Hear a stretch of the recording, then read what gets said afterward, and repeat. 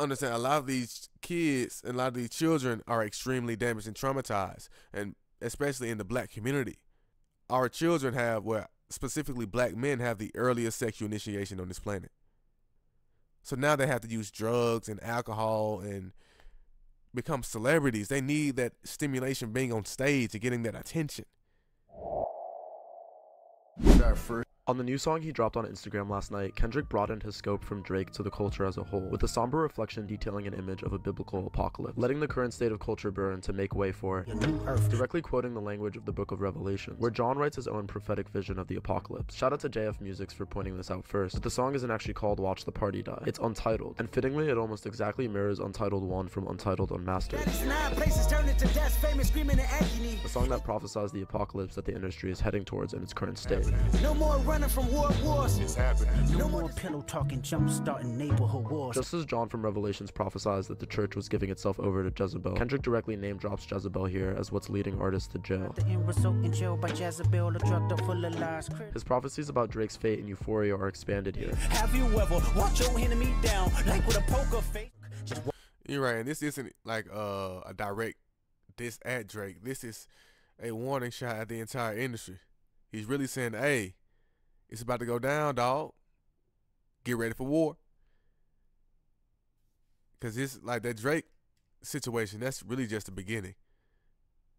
Kendrick, he reads the 48 Laws of Power. He knows what he's doing. He understands he got to hit the root. He got to go at the foundation of the entire issue. So, yeah, it's not done yet at all. What's up, Lower Baron? I see you.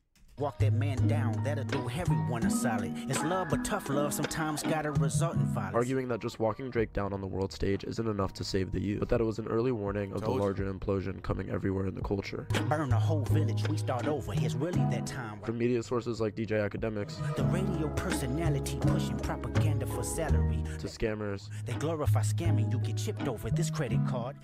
Y'all got to understand, the mass majority of the people that are pushing these things are not even from our culture. You got Andrew Schultz, Adam 22, DJ Academics. He's not even American now. He's from Jamaica. He's an immigrant. You got the Fresh and Fit dudes. We're going to talk about them later. But a lot of these people, like, you even look at like a Cameron and Mace. Like, they are from the culture, but at the same time, you know they on payroll with Drake. They got OVO jackets. Wallow Gilly, like, these people have personal connections to Drake. So, of course, they're going to overlook all the videos that we seen with our own two eyes. And they're narcissists, so they're going to try to gaslight us and make it seem like, nah, that was a deep fake. It was AI, or that's so long ago. We saw what we saw, dog. And he still has these patterns. So, nah, he can't be forgiven for this shit at all. To people using their music to promote violence or just flexing their wealth. We even killed the killers because they like taking innocent lives. Flashy nigga with nasty decisions, using money as a backbone. Taking down Drake was really to him just an example of the larger shift he prophesizes is coming next. And parallels throughout the lines on this song and the diss tracks reinforce that. He says, I reason with these niggas if they can't see the future first. Which establishes his role as a prophet, but also... Hey, and that's almost like, y'all remember that viral clip of Dr. Umar? Where we saying, like, some of these niggas can't be therapized. Whatever he was trying to say, like, some people can't go to fucking therapy. Like, your personality is formed around age 7. Your brain is fully formed around age 25. So some of these niggas gotta get going, man. Like Drake said in, not Drake, but what Kendrick said about Drake in Meet the Grams. Some of these niggas need to die, man. For sure.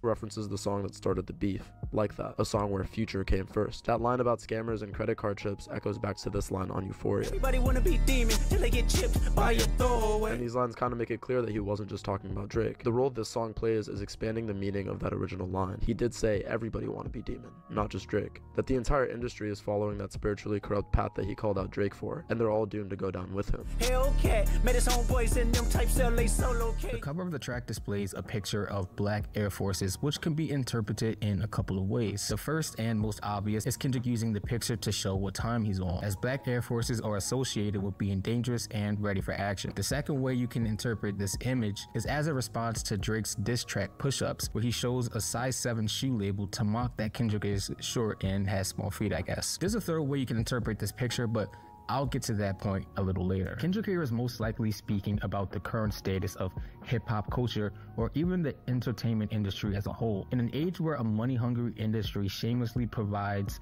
self-deprecating and detrimental content a platform and promotes said content from being a shameful embarrassment to the new standard, Kendrick seems to be calling for an end to this spectacle. Hey, and it's absolutely possible, man. Y'all gotta understand what we came from as black culture. We come from the Michael Jackson, Motown, the OJs, the Temptations, Diana Ross. You feel me? We're not even used to this shit. Like, it's only been 50 years. We can go back. Hell, we don't even need to go back.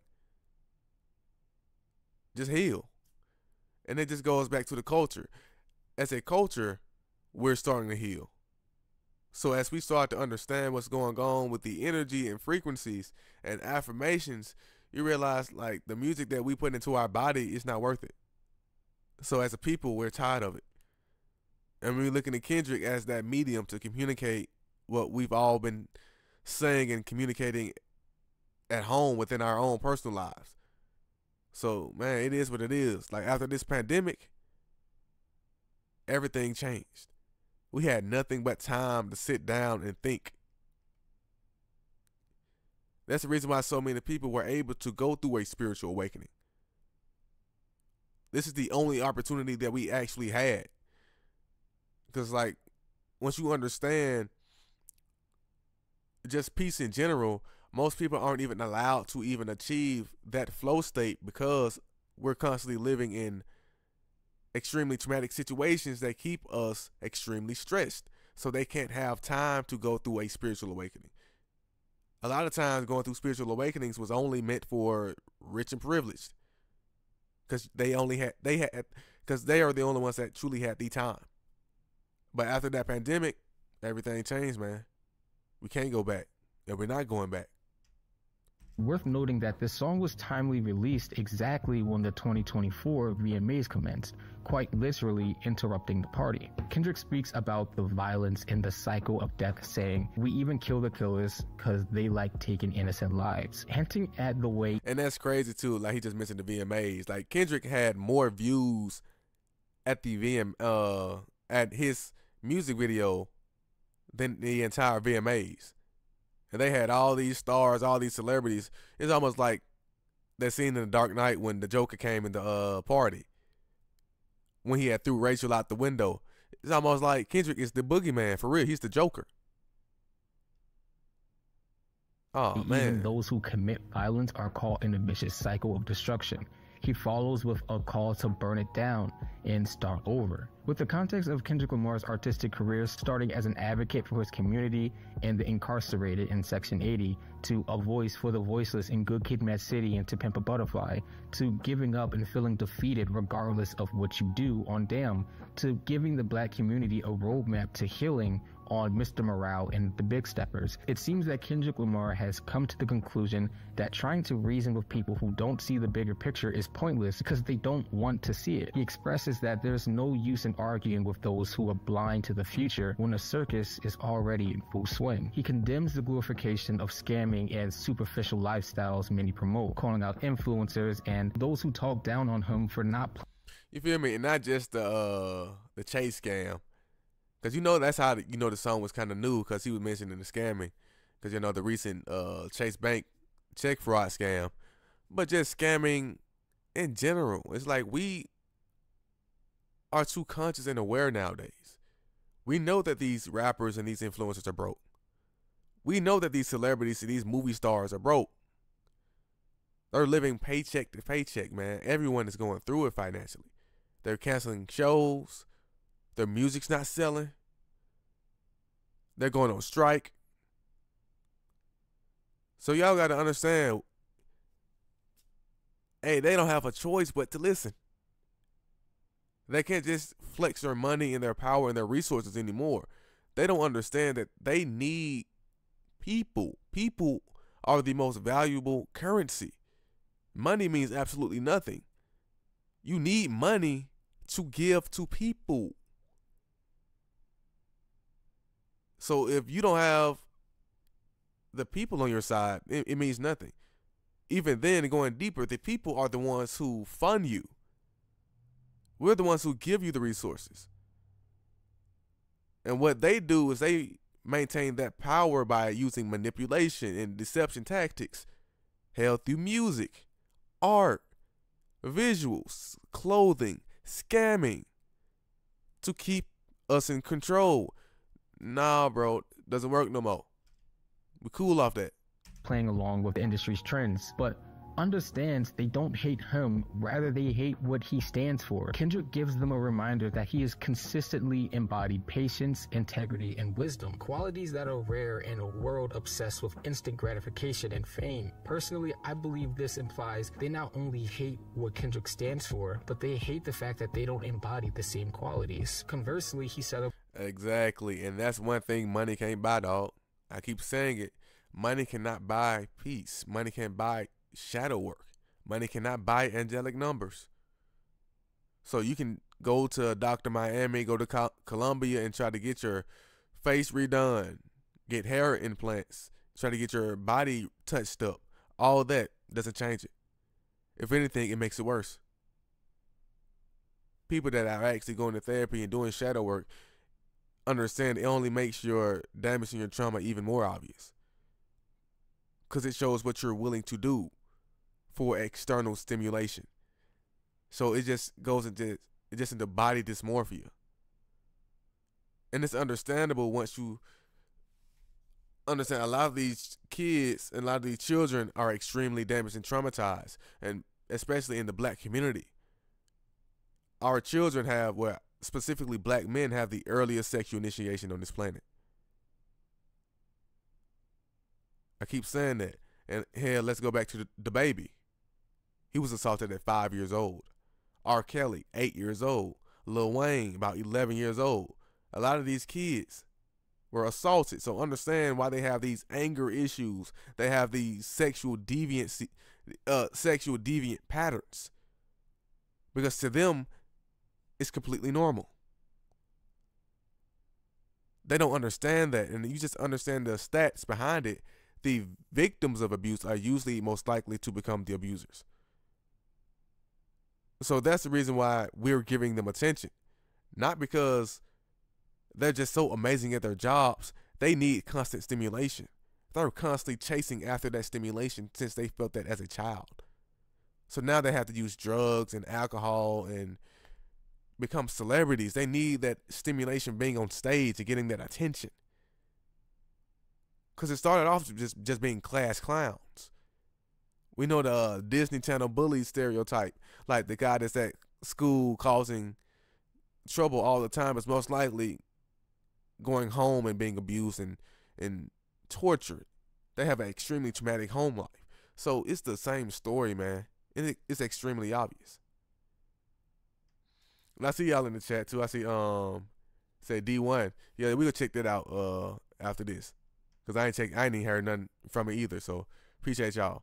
Celebrates and acknowledges the few that are actively seeking to empower themselves through reading and education, making a clear distinction between the men of substance and spiritual depth and the men who are devoid of it. Now, as to who Kendrick is alluding to when he mentions these two camps can be referred back to the Black Air Forces on the cover of the track. Bluntly, if the shoes fit, wear. The choice of artists he name drops throughout the song is very intentional. He sees them all as positive influences on his own life that refuse to sell their souls and stuck to their own values and morals. From saxophonist Terrence Martin said I'm mentally with layers, true. To fellow Compton native Jay Estrada, My nigga Jay Estrada said I gotta burn it down to build it to up. D1, a rapper turned Tufts University professor who holds his Christian faith at the center of everything he does. I wanna be empathetic, my heart like D1. To Lecrae, another known Christian rapper. Sometimes I wonder what Lecrae would do. These artists never reached the mainstream extreme despite their positive messages and influences. For a lot of the same reasons people had the reaction to this song that they did. After Kendrick's Not Like Us, a lot of people were expecting a party hit. But Kendrick is expressing in this song that he sees the need for a spiritual reset, a somber and slower death to the old way of doing things. That won't be any fun at first. That's gonna take a longer and deeper reflection on the way culture does what it does now. A realization from the artist on top that push perversion and a messed up way of living, that they won't just be leading the youth down the wrong path, they're also leading themselves to their own caskets. You parading gluttony without giving truth to the youth. The graveyard is company.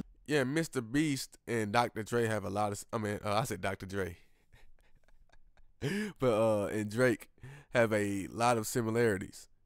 They have the same exact aura. They're the same archetype. It's the same thing, man.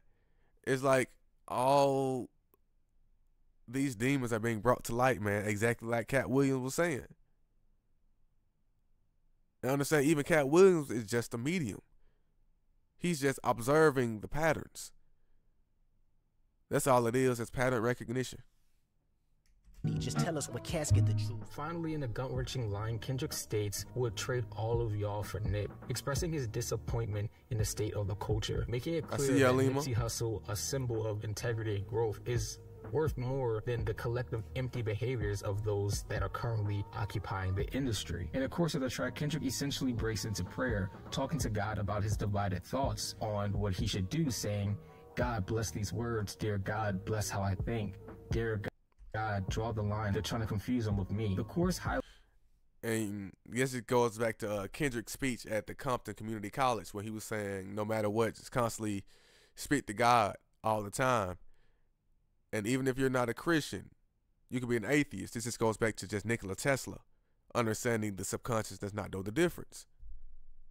So the concept of prayer is extremely real. Your brain does not know the difference. So we even when it goes back to affirmations, meditation, just speaking to your mind, being mindful. It's extremely important, man. So it has to get to the point where it becomes extremely normal, almost like saying 1 + 1 = 2. So if you have these people like Drake or an academic still try to call you crazy or schizophrenic if you mention these things as if they have a choice. This is how brains actually work. And I mention it all the time, like the same way you can watch pornography and you don't even have to actually be involved for your body to react. The same way you can dream like you're falling asleep, or you dream like you're falling and you actually feel like you're falling, or these things are extremely real. In extreme cases, we call it PTSD. And like even going back to just schizophrenia and mental illness in general. Like you can't keep lying anymore. We're way too aware of just mental illness in general. So if you're going around calling people crazy, it's almost your fault. Because we have ways to diagnose them now. We can call them autistic, ADHD, OCD, borderline, bipolar, narcissist. We have things we can actually diagnose them and accomplish things now. So if you're acknowledging someone as being crazy, at that point you're just lazy. You're just lazy. It's way too much information, man. Exactly. You're right, Lowell Barron. It's like just going back to the spiritual law. The mass majority of the universe is dark matter and dark energy. Hell, just going back to the Holy Trinity. The physical is only 1/3 of the Holy Trinity. We still have our mind and our spirit. So it's like, man, you have people like Drake who continue to neglect their spirits. They neglect their mind. They refuse to do basic therapy, and they want to project onto the rest of the world. That's the reason why they're willing to become extremely famous. Like Kendrick said, they're the only ones who want that type of fame. I remember seeing a CIA interview where they said they specifically look for people that are extremely damaged and traumatized. That's a key sign of success. Hell, even with me. ADHD, you got to have a purpose, man. You got to have a purpose. So, come on, dog. Hell, even with Kendrick, you know his trauma. But it just goes back to how you receive that trauma and what you do with that trauma. And it's a clear and obvious difference between Drake and Kendrick and how they deal with and process trauma. It's completely different. Highlights that at the end of the day, Kendrick desires peace and clarity, and he's pleading for some sort of divine intervention, but ultimately decides to continue with waging war, saying, "Dear God, please forgive me. You know how hard I tried. I think it's time for me to watch the party die." Listening to this, you can't help but feel this intense weight of emotion in Kendrick's voice, leading to moments throughout this reflection where he could hardly hold back his anger and disposition to violence, even holding himself back from finishing one of the threats during this moment of the song. But I will. At its core, this track is a response to everything. His critics, the fake narratives, and hip-hop. Throughout his discography, Kendrick Lamar has taken many approaches to these sentiments, using music as a weapon to dismantle what he sees as wrong and rebuild something meaningful. And throughout this entire process, he's watched the art form he loves decay before his very eyes. Kendrick has reached a breaking point where words simply aren't enough. He's done explaining and he's done reasoning with those who refuse to listen. Instead, he's preparing to make a bold and undeniable statement through his actions, forcing people to see the truth even if they've been ignoring it all along. So he's popping out and showing niggas. Exactly, man. Like I said, it's after 2020, a lot of people saw the protest and said, man, what is this for? We did all that protesting, all that screaming, yelling, talking, and we're still here. We got to get things done, man. Like I said, this is the conversation that we've already been having. Kendrick is just the medium. He's just making it easily digestible. So, appreciate Kendrick. And whatever he does next will most likely be the embodiment of this new, unapologetic approach. Hey, man. Shout out to Pearl Fountain for the video.